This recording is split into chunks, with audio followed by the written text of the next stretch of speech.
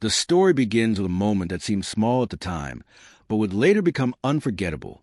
Prince Louis had always been known as the playful one.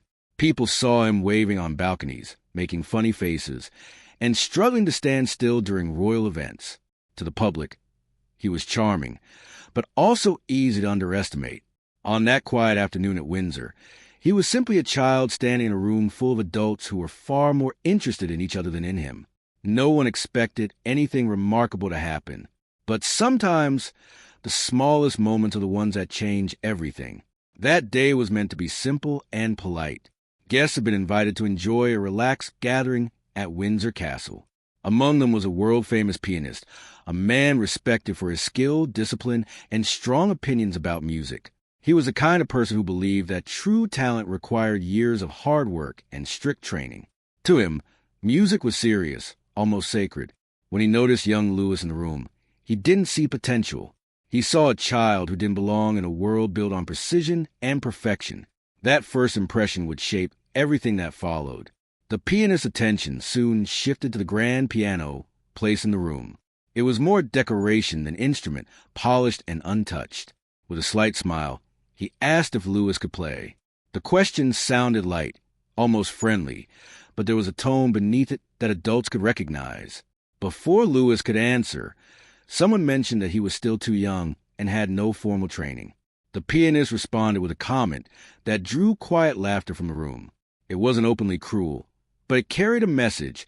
This was not a place for a child like him to shine.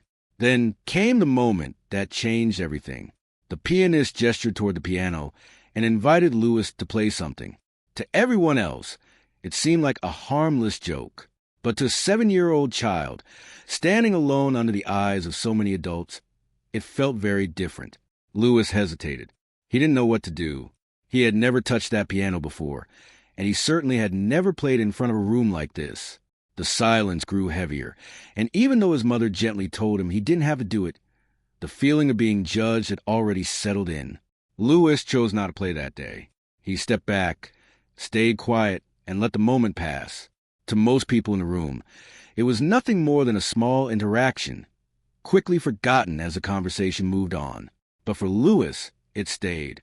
Children may not always understand every word, but they understand tone, and they remember how moments make them feel. That quiet embarrassment didn't disappear. Instead, it turned into something else, something deeper and stronger than anyone expected. That evening, long after the guests had gone, Louis couldn't stop thinking about what had happened. He wasn't angry. He wasn't even sad in the way adults might expect. What he felt was a quiet determination. There was something about that moment that didn't sit right with him. It wasn't just about the piano. It was about being seen as someone who couldn't do something, without ever being given a real chance. And in that quiet space, a decision began to form. Unknown to most people around him, Louis had already developed a small interest in music. Hidden away in a quieter part of the palace was an old upright piano, far from the polished rooms and public spaces. It wasn't perfect. Some keys were worn, and the sound wasn't as clean as the grand instruments used in performances. But to Louis, it felt comfortable. It was a place where he could explore without pressure, without expectations, and without anyone watching. From that night on, he returned to that piano more often. At first, his playing was simple, just a few notes, repeated again and again. But slowly, those notes began to turn into something more. He started to understand patterns, rhythm, and sound. He wasn't learning from formal lessons or strict training. He was learning through curiosity and patience. Each day, he improved a little more, building confidence in a space where no one could judge him. Weeks passed, and the change in him was subtle but real. To others, he still seemed like the same energetic child. But inside, something had shifted. He was becoming more focused, more patient, and more aware of what he could do if he gave himself time. The memory of that afternoon with the pianist didn't fade. Instead, it became motivation. Every time he practiced, it reminded him why he had started. Then came an unexpected opportunity. The royal family received an invitation to a prestigious music event at the Royal Albert Hall. It was an important evening, filled with respected musicians, critics, and performers. And among them was the same pianist who had once asked Louis to play as a joke. For most people, this would have meant nothing. But for Louis, it felt like a chance, not to prove something to others, but to prove something to himself. The night of the event was grand and formal. The hall was filled with soft light, elegant music, and quiet conversation. Everything felt controlled and carefully planned. When Louis entered with his family, he stayed close, aware of the attention around him. The stage stood at the center, with a grand piano waiting under the lights.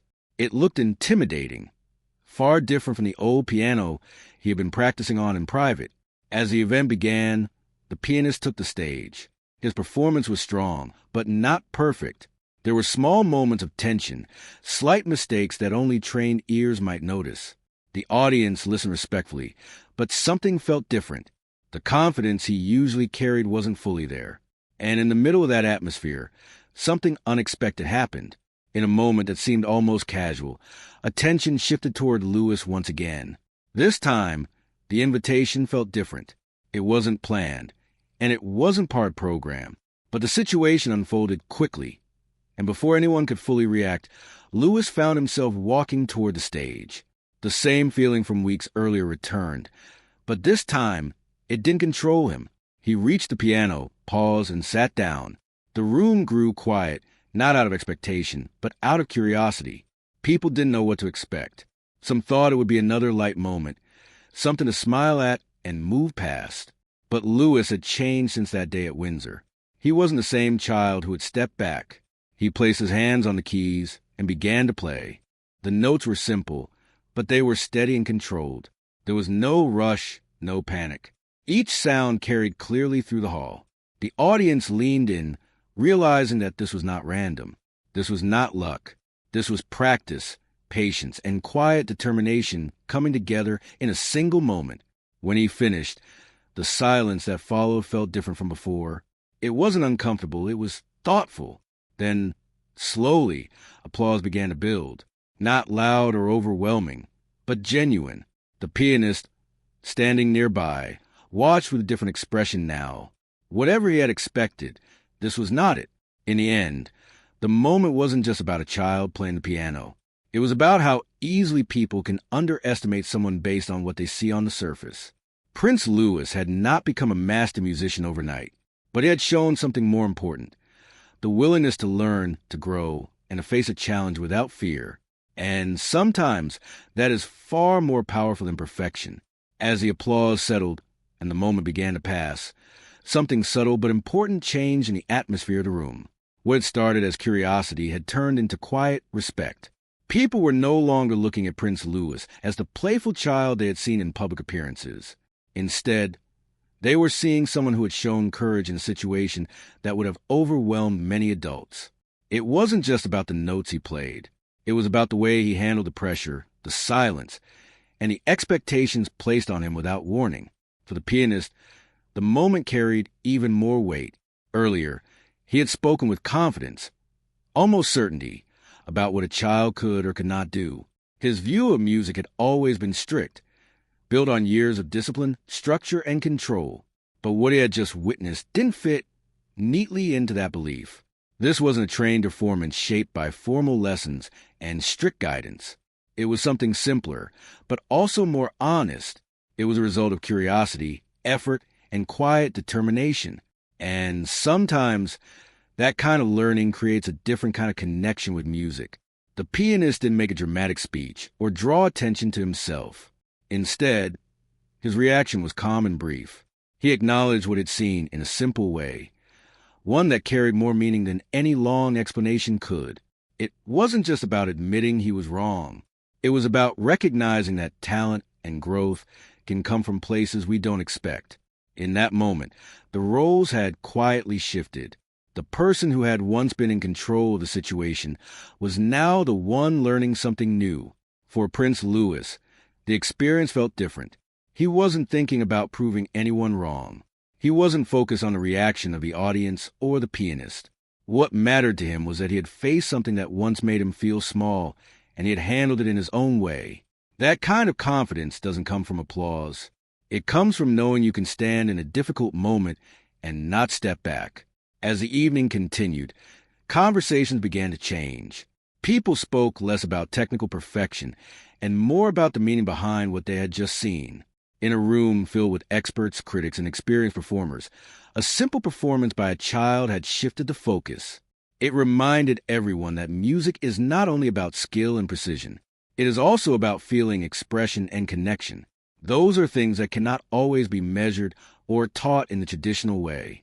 The setting itself, the Royal Albert Hall, had seen countless performances over the years. It had hosted some of the most respected musicians in the world. Yet moments like this were rare, not because they were technically impressive, but because they carried something unexpected. They reminded people why music matters in the first place, not as a competition, but as a form of expression that anyone, at any level, can connect with. For the royal family, the moment brought a different kind of realization. It showed that even in a life shaped by tradition and expectation, there's always space for personal growth and discovery. They had seen a side of their son that had been developing quietly, without attention or pressure. It was a reminder that children often grow in ways that are not immediately visible, and that sometimes the most important changes happen in private before they are ever seen in public. In the days that followed, the story began to spread. People who had been at the event shared their impressions, and those who had not heard about it became curious. The details may have changed slightly as the story moved from one person to another, but the core remained the same. A child had been underestimated, had taken a moment of discomfort, and had turned it into something meaningful. That is the kind of story that resonates because it reflects something familiar in everyone's life. What makes this story powerful is not the idea of sudden talent or unexpected genius. It is the idea of growth. Prince Louis did not become skilled overnight. He improved step by step in a quiet place where he could learn without pressure. That process is something anyone can relate to, whether it is music, sports, or any other skill. Progress comes from time, effort, and the willingness to keep going even when it feels difficult. The pianist's role in the story is also important. Without that first moment at Windsor, none of this would have happened. What seemed like a small comment became the starting point for something much larger. It shows how even casual words can have an impact, especially on children. At the same time, it also shows that those moments do not have to define a person in a negative way. They can become motivation instead. In the end, the story is not really about performance at all. It is about perception. It is about how quickly people form opinions based on what they see on the surface. And it is about how those opinions can be challenged in unexpected ways. Prince Louis did not set out to change anyone's mind. He simply responded to a situation in the best way he could. But that response was enough to shift how others saw him. As time moves on, moments like this become part of a larger story. They are remembered not just for what happened, but for what they represent. In this case, it represents the idea that potential is not always visible at first. It develops quietly, often away from attention, until the right moment brings it into view. And when that moment comes, it can surprise even those who thought they understood everything. That is why this story continues to resonate. It is not about royalty, fame, or even music. It is about something much simpler and more universal. It is about being underestimated, finding your own path, and proving, mostly to yourself, that you are capable of more than others expect. As the story moved beyond the walls of the Royal Albert Hall, its meaning began to evolve. What happened that evening was no longer just a private memory shared by those in the room. It slowly turned into a story people repeated, discussed, and interpreted in different ways. Some focused on the pianist's reaction, others on the unexpected performance. But most agreed on one simple idea. Something unusual had happened, and it stayed with them. For Prince Louis, however, things did not change in the dramatic way people might imagine. There was no sudden shift into public performances or formal recognition. Instead, life returned to its usual rhythm. Royal duties continued around him, lessons carried on, and public appearances still required the same smiles and waves. But internally, something had changed. He no longer saw himself in the same way he had before that night. The experience had given him something subtle but important. Confidence built through action, not approval. He had not been told he was talented. He had not been praised in advance. He had simply faced a moment, made a choice, and followed through. That kind of confidence is quiet. It does not need attention. It stays with a person even when no one else is watching, inside the royal household. The event was not treated as a major turning point. It was seen as a pleasant surprise, something interesting that had happened during a formal evening. Yet for those closest to him, especially his parents, it revealed something they had only seen in small glimpses before. Catherine, Princess of Wales, and Prince William. Prince of Wales noticed that their son carried himself slightly differently afterward. He was still playful, still energetic, but there was a new sense of focus behind it. What made this change meaningful was that it did not come from pressure. No one had forced him to perform. No one had told him to prove anything. The motivation came from within. That distinction is important, especially for a child growing up in an environment filled with expectations. When growth happens naturally, it tends to last longer. It becomes part of personality, not just behavior. Outside the royal circle, discussions continued for some time. People who attended the gala shared their perspectives, and the story gradually reached wider audiences. Some focused on the idea of underestimated talent. Others viewed it as a symbolic moment about confidence and opportunity. In all interpretations, one theme remained consistent. People were surprised by what they saw, and that surprise stayed with them. The pianist at the center of the story also faced reflection. He did not publicly revisit the moment in detail, but those who observed him noticed a change in tone afterward. The confidence that